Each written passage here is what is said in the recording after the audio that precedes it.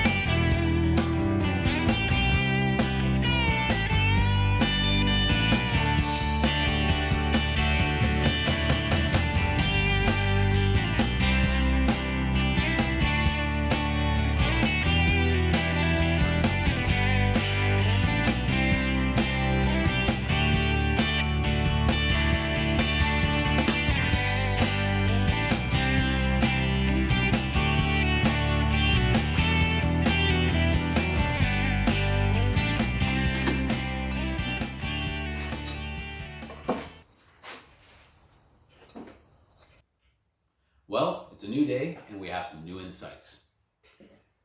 Got part way done the pulleys. I got the one side done. And then the inspiration hit. I had my brother over here who's been playing with this stuff longer than I've been alive. So one of the things we came up with was an idea of how to basically eliminate the pulleys altogether. I can still use material that's kicking around here, and I won't even have to replace the belts, which otherwise I would have to. But you're going to have to wait for the next video to see what we do with that one. Have a good day. Bye for now.